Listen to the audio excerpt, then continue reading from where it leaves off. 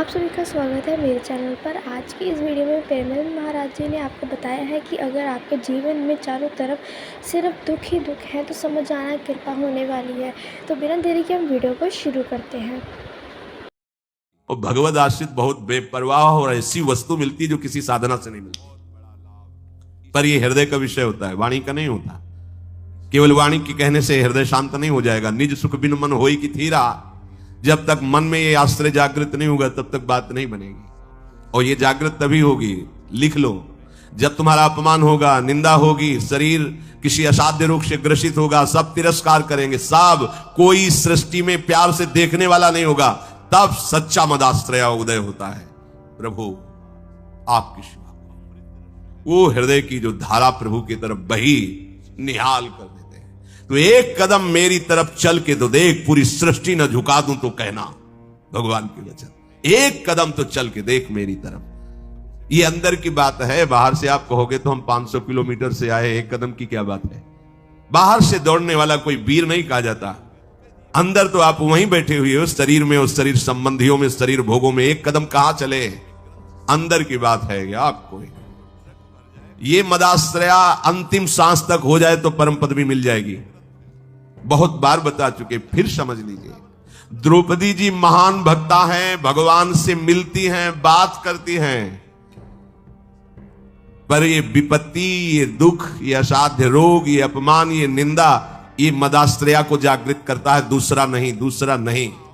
अभी तक पूर्ण मदाश्रया द्रौपदी जी नहीं थी, क्योंकि जब कर्ण और दुर्योधन के आदेश से दुशासन महल में प्रवेश करता है और बाल पकड़ करके अपवित्र दशा में उनको घसीटते हुए सभा में लाता है, तब एक बार भी नहीं बोली हा श्री कृष्ण।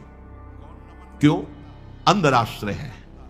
ऐसे महावीर है कि अगर भीम गदा उठा ले तो त्रिभुवन में सामने उनके टिकने वाला वीर नहीं है।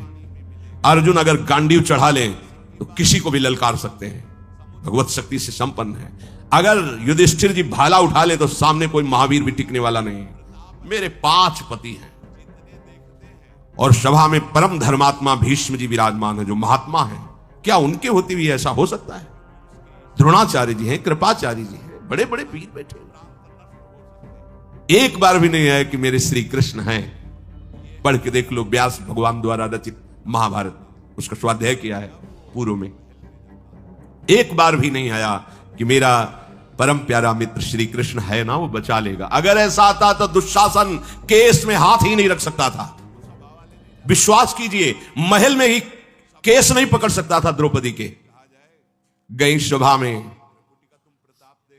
बड़ा उपहास कर रहा है कर्ण और दुर्योधन, गंदे शब्दों से बोल रहा है। नहीं बोलना चाहिए ऐसी धर्मात्माओं की सभा में। ऐसी महान देवी को ऐसे शब्द नहीं बोलने चाहिए, बड़े अपवित्र शब्द बोले। तब उनकी दृष्टि गई तो 5 पति सर झुकाए बैठे हैं, कोई देख भी नहीं रहा है। कृपाचार्य, द्रोणाचार्य सदगुरु हैं, पिता की तरह हैं, कोई नहीं बोल रहा। भीष्म जी की तरफ देखा और कहा, मैं केवल इतना पूछना चाहती हूं कि क्या केवल महाराज युधिष्ठिर को अधिकार है मुझे हारने का? क्या यह धर्म है? अगर है तो आप केवल बोल दीजिए, मैं सब कुछ सह जाऊंगी। अगर धर्म नहीं तो मैं समर्थ हूं, हर एक को दंड देने में समर्थ हूं। कान में लग करके गांधारी जी ने बाद में कहा था, धृतराष्ट्र जैसे कि होश में हो जा, पूरी सभा को भस्म करने की सामर्थ्य द्रौपदी रखती है, क्योंकि वो महान देवी कोई साधारण मां के गर्भ से पैदा हुई नहीं, यज्ञ से प्रकट हुई है। कहां कोई बात सुनने वाला? खींच रहा है दुशासन, 10,000 हाथियों का बल रखता है।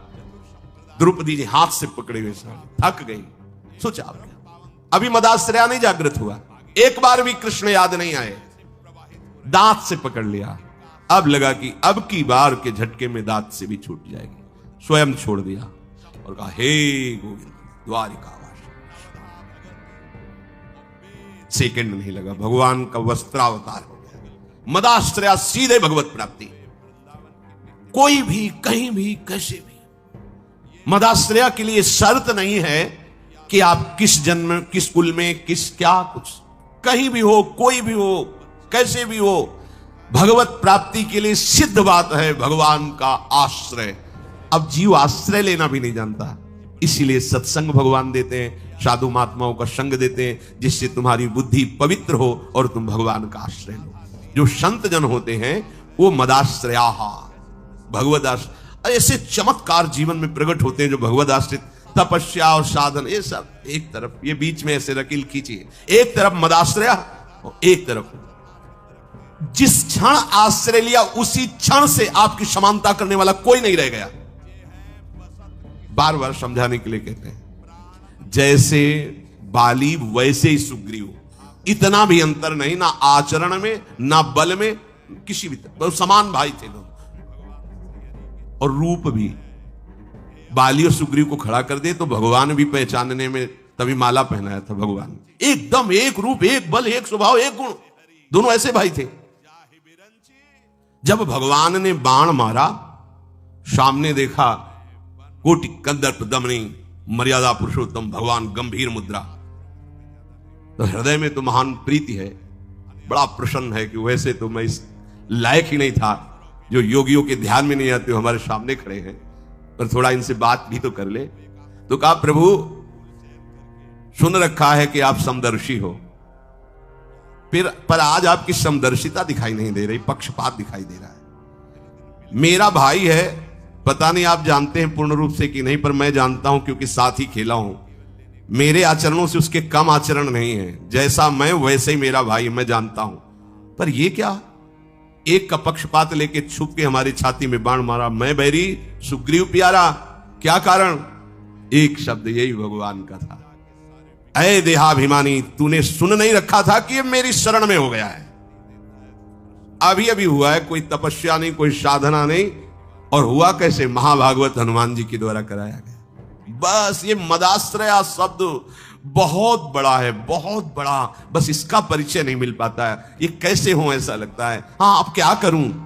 तब साधन बताया जाता है, करो, क्योंकि तुम्हारा करने में राग है। जब करते करते हार जाओगे तब फिर यही शब्द बताया जाएगा, मदाश्रया, हो जाओ भगवान की। मैं आशा करती हूँ कि आपको मेरी वीडियो अच्छी लगी होगी, तो इस वीडियो को प्लीज़ लाइक कर देना, चैनल पर नए हो तो चैनल को सब्सक्राइब कर देना, सब्सक्राइब के पास वाले बेल आइकन को प्लीज़ क्लिक कर देना, ताकि मेरे चैनल की जो भी न्यू वीडियो है उसकी नोटिफिकेशन सबसे पहले आप तक पहुँच पाए।